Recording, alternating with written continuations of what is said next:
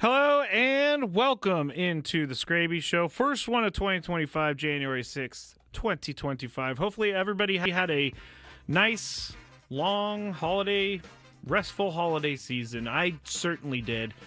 You know, I'm not much of a sleeper. I don't like to take long naps or anything like that, but I did a lot of sleeping during the holiday break, I got to tell you. And it was nice because, I kind of feel sometimes like I don't know. I kind of feel sometimes like I'm wasting my day if I take a nap because then, it's daytime out and I wake up and it's dark and I don't like taking a nap too late in the day because then you don't go to sleep, blah, blah, blah. But hey, I did it. I enjoyed it and I'm all about it. Thank you to everyone who is listening right now. We're going to start the year off great here on the Skraby Show. We're going to have 5 Skraby shows for the foreseeable future until the Padres are back in action.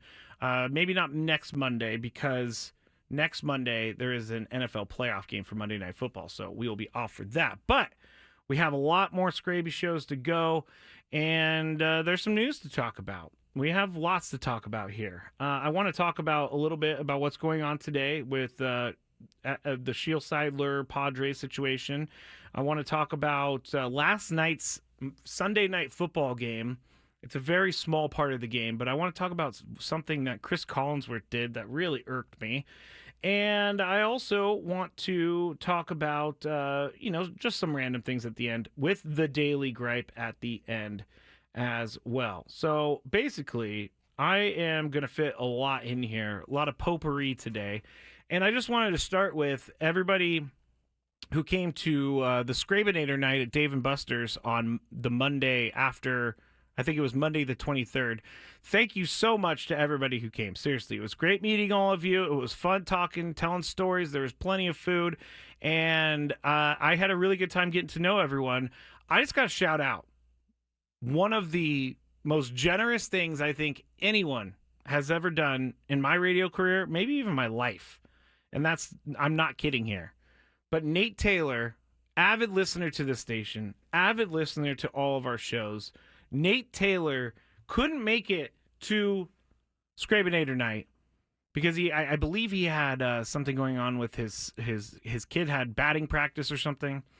But I'm not going to say how much the gift card was for, but Nate stopped by Dave & Buster's earlier in that day and bought a gift card so that he could contribute to the Skrabinator party. I have to say, that is one of the most generous things I have ever heard or have had done to me in my entire life. So Nate, shout out to you. You are amazing. I'm really sad that we did not get to hang out on Skrabinator night, but we will hang out. That was amazing. And hopefully Nate is on the chat, or at least there he is. He's right there. So appreciate you, Nate. Seriously, you did not need to do that. I wish everybody had a picture of my face when they told me what you left for us at Skrabinator night, because my jaw hit the floor. It really did. But it was really fun. Appreciate everyone. Dan and Gonzo and Blue Meanie. And I'm going to stop right there because I know I'm going to forget names. So I'm sorry if I forgot your name. I'm not doing it on purpose. I just didn't write them down before the show. So that's probably why I don't remember them, because I need to write things down all the time. But it was great. I ate way too many cheese sticks. I ate way too many pretzel bites. So it was a good time. We might be doing something like that again. I don't know in the future, but appreciate everybody who came by. Honestly, it was very, very nice. Oh, Maria was there. Yes. I'm just going to stop mentioning people again. I said I was going to stop mentioning people, and then I started mentioning people again. I'm all over the place. But thank you, Nate, for that kind gesture, and thank you to everybody who showed up at Dave & Buster's. Now, today, some tough news has come down from the Padres and from Shield Seidler. Now, as you know, Shield Seidler has filed a lawsuit against the Peter Seidler Trust. And I'm just going to, because, again, we've been talking about this all day on the station. We don't know the specifics of this, and it's not fair for us to speculate. As much as I speculate, I have learned my lesson on speculation, because there was an incident here in town maybe a year ago with one of the professional sports organizations, and I jumped all over the story, and I probably didn't give the other side any sort of leniency. And I mean, I didn't get in trouble or anything like that. But after the fact, once things were found out, I felt kind of dumb because I didn't have the full, I didn't have all of the information. Same thing with Matt Ariza. I remember when that whole thing came down and the way it was framed, and it's almost like sometimes when things are first, people latch onto that, and I was one of those people in the Matt Ariza situation. I shouldn't have been that person. Now, I wasn't saying that he was guilty or anything like that, but I didn't have all the facts, and so we don't have all the facts in this on either side. So that's what we're going to do. We're not going to speculate. We're going to present the facts to everyone. You all out there can do whatever you want in your own heads. But until I have more information, I can't really talk about who's in the right and who's in the wrong. But a complaint was filed in a Texas probate court, and Sheil Seidler writes in the complaint, quote, as the holder of the largest individual ownership stake in the San Diego Padres and the sole beneficiary of the Seidler Trust, which possess exclusive rights with respect to control of the franchise, I am seeking to be named the control person for the Padres. Peter had a clear estate plan. The plan specifically named 3 of his 9 siblings with whom he had worked closely for many decades as the successor trustees of his trust, and Peter himself prohibited Sheil from ever serving as trustee. The trustee is exclusively responsible for designating the San Diego Padres' next control person. She filed this against Matthew and Robert Seidler. And it goes on from the statement, quote, not only disregarded the clear terms and purpose of the will and trust instrument that Peter created, but they also have intentionally schemed to take for themselves the estate and Seidler Trust value rights and assets. They have done so by misleading Sheil, engaging in conflicted transactions and egregious acts of self-dealing. And when Sheil began expressing concern and questioning their actions, they responded by demeaning and attempting to intimidate her, including by using trust assets to pay lawyers to threaten her into submission and silence, end quote. That is from Sheil Seidler's statement. You can go to Sheil Seidler's X account if you would like to read the full statement. The full statement is out there. You can find it. So that's what Sheil Seidler was alleging, and it was one of the text messages I was sent earlier this morning that was like, wow, okay. Now, the Peter Seidler Trust, the spokesperson, released a statement about an hour and a half ago. And here is the statement from an hour and a half ago from the Peter Seidler Trust. Quote, and it's long, but I want to read it all. The complaint filed by Sheil Seidler, the widow of Peter Seidler, is entirely without merit. Peter had a clear estate plan. The plan specifically named 3 of his 9 siblings with whom he had worked closely for many decades as successor trustees of his trust, and Peter himself prohibited Sheil from ever serving as trustee. The trustee is exclusively responsible for designating the San Diego Padres next control person. In 2020, in connection with Peter's appointment as control person, Sheil agreed in a sworn document that she had no right to be or to designate the control person, and that she would not interfere with the designated control person. She also stated in May 2024 that John Seidler, Peter's eldest brother, would be the best control person for the Padres. Padres have already filed an application to Major League Baseball to appoint John. A lifelong baseball fan, seasoned business executive, and current minority owner, John has the right experience and shares Peter's vision for the Padres. Ensure there is a consistently competitive team on the field and a best-in-class fan experience with the goal of bringing championship-caliber baseball to San Diego. Planning for the 2025 season is well underway, and we look forward to pursuing the franchise's first World Series title. So that is from the Peter Seidler Trust. You have both sides now. All I really care about, honestly, is following Peter's dream and Peter's plan for the Padres. That's all I care about. And that's not me taking a side. That's the goal that I want to happen. I want for the Padres to go on like Peter wanted them to. And so we'll have to see what happens. This is probably not going to be a quick process, but we have to wait for more information. And again, I've already said, like, I have already learned my lesson for casting doubt early. So that's why I'm going to take myself out of this one right at the moment. But both sides have been presented, and I just think that we need to give it a little bit more time before we all run and have our opinions made, because there are certainly, I'm sure of it, things that have not been released on either side. So that's what we're going to have to do. That's what we're just going to have to sit around, and we're just going to have to wait until things happen. And it's unfortunate, because the season's coming up and there wasn't much movement with the Padres over the holiday break. And I don't necessarily think that there was going to be a lot of movement in the holiday break, but I have to think that this somewhat is possibly. Let me say it this way. I don't want to speculate, but I would have to think that this is something that is difficult for the team to figure out how they're going to put the roster together in regards to the financial aspect of it.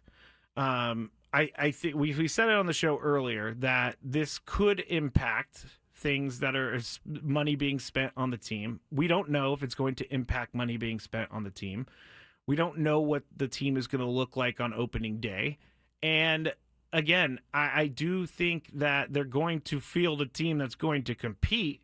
We talked about it at the beginning of Gwyn and Chris, but Gwyn and Chris, we were saying, or Chris brought up the fact that the Padres are ranked in the top 10 power rankings before the season. And I thought that was a little high, just because they have certain areas of their team that they have not taken care of yet. They will take care of it.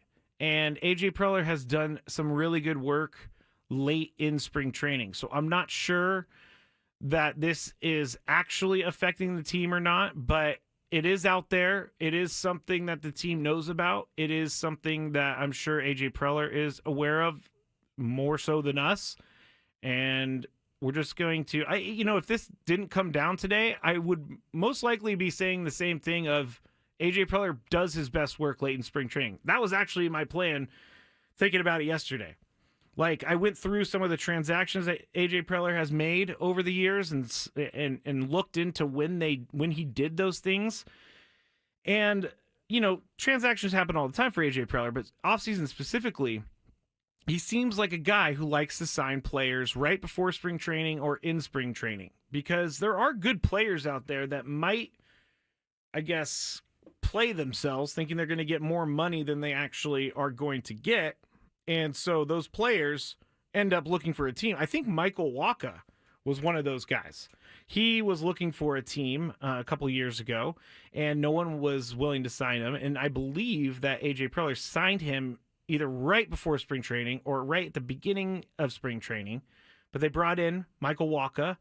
I just think that we cannot judge the team yet. We have to wait until we start seeing some games in spring training, and we have to wait until opening day. Even last year, the Padres didn't even have Dylan Cease until they were getting on the plane to go to Korea. So things happen late, they develop late, and I really think they're going to have a team that's going to compete. They've already got, AJ said this many times, they already have core players under contract. They already have guys that they can build around. So they're not worried about the meat of the team. They're worried about filling in the fringes of the team. They do need some starting pitching. They do need a catcher. But for the most part, they're not looking for superstar level players. They're looking for players that are going to probably cost very little money and also be the right guy for the team. And the Padres proved last year that with the right guys in the clubhouse, it will strengthen the team to have that right mixture of players. And we saw it in, I think it was 2021 or not 22 because they went to the playoffs, but in 2021 we saw it, 2023 we saw that there was, angst. Is that the right word? I don't know. There was anxiousness in the clubhouse in those years, and it was possibly because of the mixture of people in there. But I think that last year showed this team can do great things when they have a team that believes in each other. Boom. There you go. All right.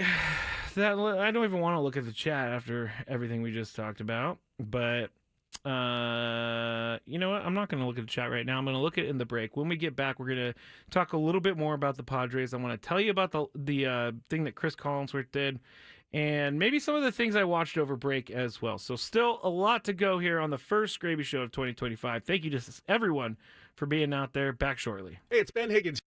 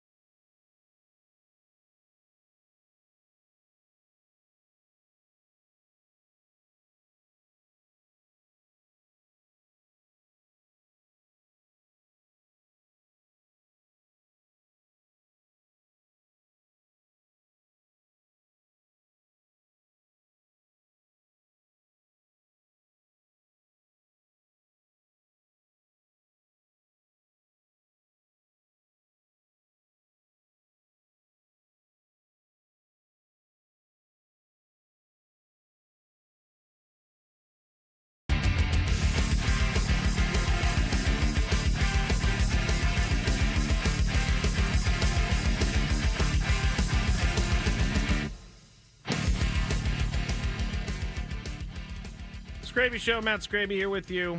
Monday, January 6th, 2025. I actually made all the sheets. I like to make the sheets ahead of time. Sheet meaning rundown, meaning what I give Tony and Chris about what's on the show and stuff. And I did it, I think it was Saturday, and I just did like 2 months of sheets. Just kept copying and renaming and all this other stuff. And I realized after I had done like 2 months of sheets, titled everything with 2024. So I was doubling up on sheets from this year, or from last year, I mean. So I had to go back in and change every single name on the sheet to 2025, which took some time. I'm not going to lie. And I was pretty upset about it. Not going to lie. As soon as I figured it out, I'm like, can I just leave it 2024 and tell the guys? And then I started typing in the dates, and then 2 sheets came up with the same date, and that would confuse everyone, and I don't want anyone confused. We already got people confused in this studio with using computers and stuff. So yeah, I had to do that. It was very, very unfortunate. We still have to talk about Chris Collinsworth. We still need to talk a little bit about more of the Padres stuff. And actually, let's just get into the Padres now, because one thing I didn't mention in that first segment is I also think a lot of the roster construction is being held up by Roki Sasaki. And January 15th is the day that all teams get their international money replenished, and so they're allowed to spend as much international money as they want. And Roki Sasaki will be able to choose whatever team he wants, and it's going to be cheap. Roki Sasaki is a cheat code. I kept hearing that over the break. He's a cheat code. He's going to come in, he's going to be a starting pitcher, and he's going to make very, very little money. And that is why every team is frothing at the mouth to get Roki Sasaki on the roster. Just he's going to not impact your payroll that much for years. He's basically on a rookie contract. And I didn't know all this, but if you want to come over from Japan, Nippon Professional Baseball to Major League Baseball, if you wait until I think you're 25, you could do a free agency thing. If you go before you're 25, it's A, looked down upon, and B, you start with like a rookie contract. So, which means that you have arbitration over the years, and it's not like they're negotiating how much. They're not negotiating Yamamoto money, $325 million or whatever. But I do think a lot of what is going on now with the lack of roster movement with the Padres has to do with the fact is they don't know if Roki Sasaki is going to be a Padre or not. That does change priorities a little bit. It does. Because if you are able to bring in Roki Sasaki, you're able to fill one of the starting pitching holes that you have, and you are able to work on other things and use money for other stuff. And that is why a lot of teams, some teams are still spending, but I think teams are just waiting to see where the chips fall for this, because it will change everything for a team. And what I've been reading over the break was Roki Sasaki. There was a few articles. First off, no one knows anything. I just want to say that real quick, because there are articles disputing other articles. There are people writing articles that are disputing their own articles, all this stuff. But Roki Sasaki, I was reading something very interesting. And number one, everybody knows they don't want Roki Sasaki to go to the Dodgers. But there is something interesting that could hold him back from going to the Dodgers, which he would be third in line for endorsements among Japanese players on the Dodgers. He would Ohtani, number one, obviously, and then you have Yamamoto, and now you have Roki Sasaki. So the person who was writing this article was saying that if Roki Sasaki is going to come over here early and make very little money compared to what his talent says that he can make, sponsorships, endorsements, all of that stuff is going to be massive for Sasaki. And I'm sure that all the teams have some sort of endorsement plan that they pitch to him, because if you're the number one player on the team, you're the number one Japanese player on the team, you're going to get the attention, and you're going to get companies that are going to invest in you. And not you, Darvish, you as in Roki Sasaki. And I do think that's a good thing for the smaller markets, because the smaller markets may have different options in sponsorship for or endorsement for players. And I think that's going to be a big part of Roki Sasaki's decision. I would think, as just a human being who's thinking like, what would I do in that situation? I would think that I would want to be the number one endorsement getter rather than being the number 3 endorsement getter. And so that could factor into it as well. A lot of, I'm tired of reading that he's a Dodger already. I am. I'm tired of reading it, but I think there's a lot more to it that we, again, don't know about. But Roki Sasaki we're getting closer to a decision for Roki Sasaki. And obviously we'll be talking about that here on 97.3 The Fan. The other Padres topic that I had was, we talked a little bit about it earlier, but Alex Verdugo was mentioned in an Athletic article about predicting where the top 15 remaining free agents are going to go.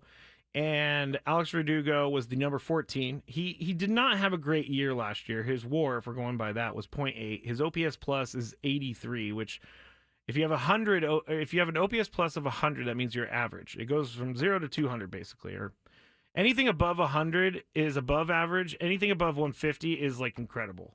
And Verdugo last year, he hit 233, only had 13 home runs. He is an everyday player, and he does play left field. He's a pretty good defender, I think. And we saw him in the World Series make several catches that were above average catches, and he was basically putting his body on the line. But Alex Verdugo, he's 28 years old. It doesn't seem like there's a lot of teams out there in on him, just because of we haven't really talked about Alex Verdugo in free agency at all. If Jurickson Profar, and as Tony and Chris said earlier, the more time we go with Jurickson Profar still looking for a team, they think it's better for the Padres because that he returns to the Padres. So if Alex Verdugo, say Jurickson Profar signs with someone else, Alex Verdugo could be an option.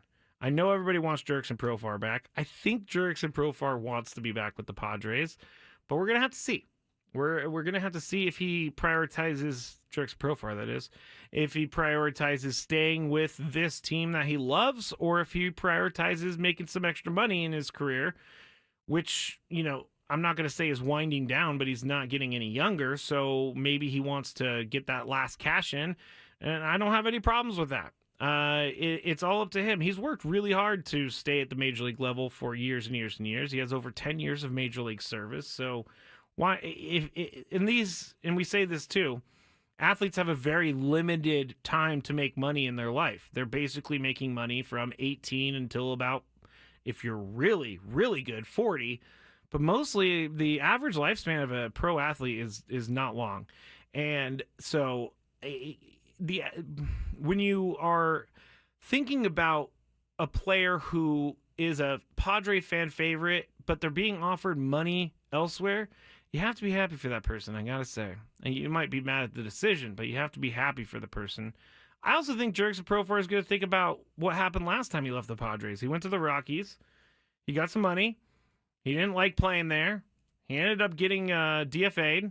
Padres signed him, and he was back on the team at the end of 2023, and then he was on the team last year as well, obviously. But at the end of 2023 is when he joined the team, and the Padres started playing a little better once Jurickson Profar joined the team. So there are plenty of options. Gonzo says Teoscar Hernandez would have been a rad steal. Yeah, I saw when I saw Teoscar Hernandez was going back to the Dodgers. It wasn't much of a Dodgers thing because he was already there, and he won a World Series with them. But that one did hurt a little bit because I do think that Teoscar Hernandez could have been pretty good in a Padres uniform. Again, he probably cost too much money. But when you're looking at the money that's being given out, Teoscar Hernandez was not terrible. I think it was in the range of like $21 to $23 million per year for 3 years, I think. But it wasn't like money that priced out everyone. He may have taken a hometown discount by winning a title and wanting to stay with the team, possibly win another one. But that one does hurt because Teoscar Hernandez is a good player. Walker Buehler going to the Red Sox for $21 million. This one bummed me out a little bit because I was kind of set on Walker Buehler being a Padre, and $21 million was a little much for me. I didn't think that the Padres were going to spend $21 million. So he goes to the Red Sox, who are willing to spend the money right now for a year, and he's going to end up trying to revitalize his career, get another big sort of payday. And sorry, I'm getting texts. I'm just making sure. I am not good at the multitasking thing. I need to take my watch off when I do the Skraby show because I got this new watch and it buzzes, or at least maybe like change the buzzing on the watch. Because every time I get a notification, it buzzes, and I need to fix that because I cannot be doing this every single night. I'm sorry about that, everyone. But Walker Buehler, Red Sox. Now, Corbin Burns to the Diamondbacks was surprising, honestly. I did not expect for him to sign for that big money. And I also, because the reason I didn't expect the Diamondbacks to sign someone for that much money was because last year they threw a lot of money at Jordan Montgomery. And last year, Jordan Montgomery wasn't very good, and then the owner at the end of the year said that was the worst decision he's ever made, and it's his problem, and blah blah blah. He shouldn't have done it, and he messed up the team by investing the money in Jordan Montgomery. Well, apparently spending money on Jordan Montgomery did not sway the owner of the Diamondbacks. I think his name is Bob Kendrick, to stay away from getting another top pitcher in the rotation. The Diamondbacks are going to be sneaky good next year, everybody. And the NL West is going to be very competitive this year. It's kind of crazy how many teams are going to be good in the NL West. You got to think the Giants are going to be, I'll just say they're going to be around 500, but the Diamondbacks have had some really good pieces. They have good pieces returning. Here's their rotation option from MLB Network. They posted this, and I was reading it, and I was like, oh, great. This is not an easy rotation to go through, but here are the options for starting pitching. You got Corbin Burns, Zach Gallen, Merrill Kelly, Eduardo Rodriguez, Brandon Pfaadt, Ryan Nelson, and Jordan Montgomery.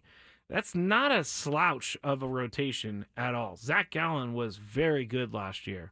Merrill Kelly was pretty good last year. Corbin Burns, down the stretch, he had issues for the Orioles, but I fully expect for him to be good. Brandon Pfaadt is not great. He's not terrible, but he's also not going to like shut down a lineup or anything like that. And Jordan Montgomery can be the guy that won a World Series a couple years ago at any point. So the Diamondbacks scare me a little bit here heading into the 2025 season. When we get back on the Skraby Show, thank you to everybody who's with me, and thank you to everybody who's dealing with my annoyances. That is my watch.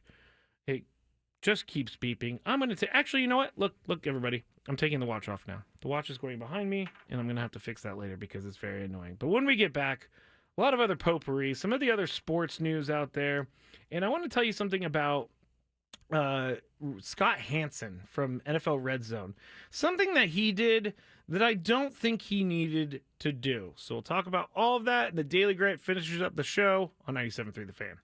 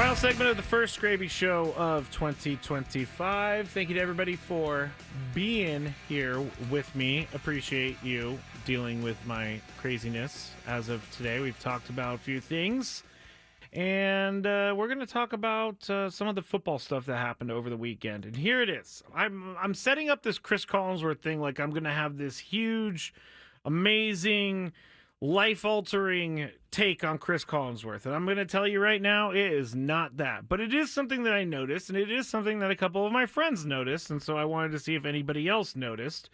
But there was I believe it was less than a minute to go in the third quarter of Sunday Night Football last night between the Vikings and the Lions, and the Lions were up 17-9, and the Vikings were driving, and the Vikings were driving. They obviously needed 8 points to tie up the game. So this was a huge call. And there was, I thought, pass interference on TJ Hawkinson. He was going up in the air, trying to catch a ball, I believe on fourth down. He was grabbed in the arm. He was turned. No flag was thrown whatsoever. I'm not a fan of all of the pass interference that's called all the time in the NFL. But I definitely thought this was something that should have been called, especially on a big play like that. Like we're playing the last game of the NFL season, which gives the team that wins the number one seed in the NFC. Like there couldn't be anything more to play for, anything bigger to play for in this game. So everything has to be square right down the middle. But this pass interference non-penalty that I thought happened to TJ Hawkinson, it was egregious. And I cannot believe they didn't call it and allow the Vikings to continue their drive a little bit. Here is what I thought was so weird. So weird. Chris Collinsworth and Mike Tirico, who are on the Sunday Night Football games, Chris Collinsworth didn't say a word about it. Like, I've watched football games on TV for as long as I can remember. I'm almost 40, so there you go. And I have always seen announcers at least say something like, oh, that could have been a penalty there. They said nothing, and I went back because I found it so weird that they weren't willing to say that it was a penalty, that I went back to make sure I was hearing nothing, and I did hear nothing. They didn't say a thing. I mean, they go to the rules analyst now in the booth for everything. The rules analyst now is almost like a third person in the booth, and I'm fine with that. I actually like the rules analyst popping in there when they have things that they need to say. Like the whole thing on Thursday night when the Chargers kicked that fair catch. I can't remember what fair catch kick or whatever. The rules official in the booth hopped on, and before the referees announced it, was explaining everything that was going on. So I thought that was really great. I like the rules official in the booth. They didn't even go to the rules official to say, hey, do you think this was pass interference? Mike Tirico said one little thing about it, and then they moved on. And here is where I'm going with here's where I'm going with it. I believe that the NFL wants the Lions to win so bad that they have told, if you listen to these games, they are not called the same. The Lions are being pumped up by the announcers so much. Like Chris Collinsworth, I know that he gets excited about everything, but I think he's pretty good at staying in the middle. Last night, he was all about the Lions, and he was not about the Vikings at all. This was an egregious penalty that killed a drive that could have ended up having the Vikings tie up the game. And they didn't say a word about it. A word about it. And I think that's telling to me about what TV wants, what the announcers want. Because the Lions are a good team. I can't take that away from them. As much as I want to take it away from them, I can't take it away from them. They won 15 games, I believe. That is crazy. I mean, the Chiefs also won 15 games. Not many teams are winning 15 games in a season. But you can't tell me that the NFL isn't hoping for the Lions to go to the Super Bowl. You can't tell me that. All right? That's right. Don't tell me that. I just don't get it. And I found this very, annoying last night. And so I texted a couple of my friends. And I said, do you guys notice this? And they said they noticed it too. So I was not too far off base. Maybe I am way far off base here. But listen to these announcers and listen to what they're saying or not saying. Because that was PI on TJ Hawkinson. I'm going to defend my former high school teammate and current Vikings head coach, Kevin O'Connell. I think they missed it this time. The Vikings have also lost the game to the Rams because of a face mask penalty that wasn't actually called. I'm sounding like I'm a Vikings apologist at this point. They played terrible yesterday. Not going to say that they didn't. Not going to say that they deserved to win or anything like that. But I'm going to stand up for my guy, Kevin O'Connell. KOC, I think they call him. KOC 7. He was number 7. Also, I don't know if you watched the game on Saturday night between the Bengals and the Steelers, but the Bengals, Joe Burrow took a hit. I think it was Cam Hayward. There's two guys that ended up hitting Joe Burrow. He went to the ground. He got his head slammed into the ground. All of the body weight from those two Pittsburgh Steelers guys on top of him. And that was, that's one of the things that they talk about all the time is, hey, we can't let players force all of their body weight on top of the quarterback. That's going to be a penalty. And Joe Burrow, he doesn't get the calls that other quarterbacks do. And he's talked about this before, and he has a pretty good take on it, which is like he basically doesn't acknowledge it, but he acknowledges it. And he kind of just moves on like, yeah, I don't get the calls, but I have to play better or whatever. That's not an exact quote. But Joe Burrow does not get calls that other quarterbacks do. And I don't understand it. I really don't get why. I mean, Joe Burrow he had the most passing touchdowns in the league this year. He had very few interceptions. He had tons of yards. The offense was great all year. Joe Burrow is a top 5 quarterback in the NFL, and the NFL usually protects their top 5 quarterbacks in the NFL. They do not, they don't really protect Joe Burrow at all. And I find that to be upsetting because I really like having Joe Burrow's, I guess, mentality and temperament because he's kind of the guy that I want to be. Like in the way of very stoic, very calm, doesn't let things get him too riled up. I kind of want to be like that guy. I'll never be that guy because I'm not that guy. But that's the kind of guy I think is perfect for a team. He doesn't make excuses. He goes out there and he plays hard every single week. And players can look up to him because he's out there doing it with them. And he's taking big hits and he's not complaining. So I think Joe Burrow should start getting those calls, and I'm kind of sad that the Bengals are not in the playoffs. And I know I'm saying Bengals. I know Bengals, whatever. But I'm kind of sad that they're not in the playoffs because they are a really fun team to watch. But at the same time, you can't lose. You can't go 1-4 in your first 5. I don't know that they did that, but they lost a lot of games at the beginning of the year. You can't put yourself behind the 8 ball before you get into the middle bulk of the season. So if they want to, go to the playoffs, they probably should start winning games earlier in the season. They finished the season, the Bengals, with 5 in a row. And the 5 wins in a row, I should say. And so they built some momentum for next year. By the way, I don't really know. Maybe that's something I'll talk about later this week. Does momentum really carry over from year to year? Because the 49ers didn't show it. That is for sure. The other thought I had about Joe Burrow, and here we go. I'm getting on my hater train again. If that was Patrick Mahomes that got hit with 2 guys slamming all of their body weight on top of him, first they would have to stretcher him off, and then later he would probably come running out of the blue tent with an American flag or something. Because that's what Patrick Mahomes does. He has to get carried off the field, and then he's completely fine throwing touchdowns 2 minutes later. But second, those players would probably be ejected on the spot for putting Patrick Mahomes in danger. Now, Patrick Mahomes takes hits. He does. I'm not saying that he's Tom Brady where he's not taking any hits. He's definitely taking hits. But I've seen some penalties out there that have not been called for the other quarterbacks that definitely should be called for the other quarterbacks. Patrick Mahomes gets breathed on, and it's a 15-yard penalty. The Steelers fan in the chat, Katrina, says they didn't slam their body weight. They braced themselves. I don't know, 300-pound people jumping on top of me.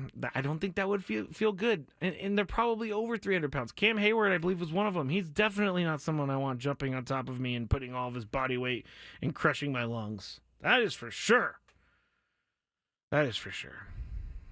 587 pounds, Katrina says. That's too much. Joe Burrow should be protected. If you're going to protect everybody else, you got to protect Joe Burrow. He's one of the best quarterbacks in your league. You do not want him to get hurt. If he gets hurt, then the Bengals stink. Then Jamar Chase stinks. Then T. Higgins stinks. By the way, T. Higgins, guy's always injured.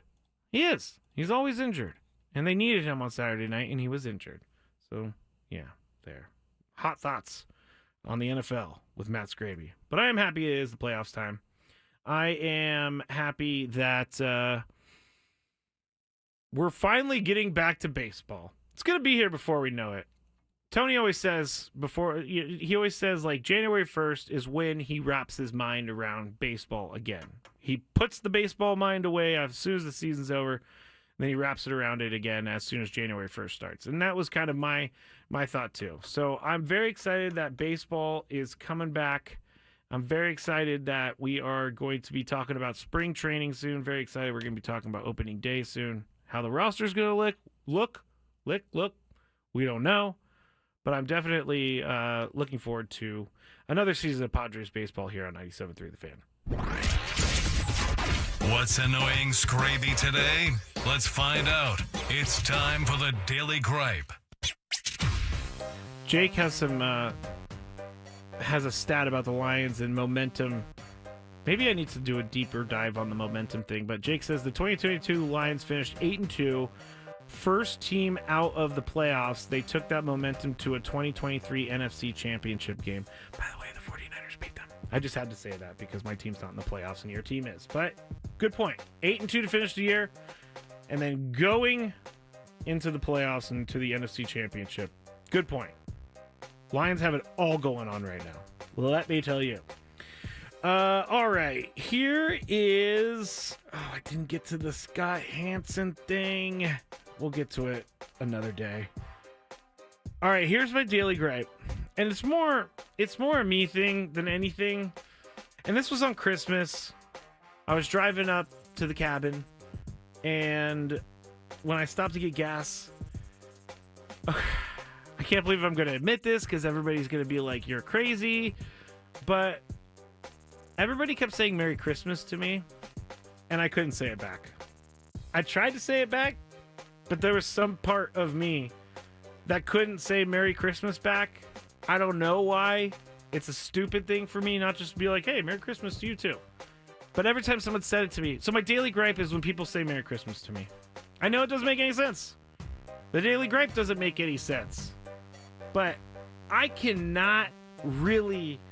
It just makes me feel uncomfortable for some reason. I don't know. I'm a Christmas person. Grew up in a Catholic household. I believe in Christmas. But now everybody is saying Merry Christmas in the chat. You know what? Since I'm not eye to eye with you or face to face with you, Merry Christmas to all of you too. But when someone says it to me at like the gas station, I pay, I'm on my way out, they say Merry Christmas. Part of me was like, ugh, I gotta say it back now. So I just said, have a nice day. This is a me thing. Complete me thing. I am the problem. I realize this. Thank you to everyone again for being here for the first Skraby show of the year. Many more to come. I'll be back with you guys tomorrow. Ben and Wood started at 6 a.m. on 97.3 The Fan. Have a good night.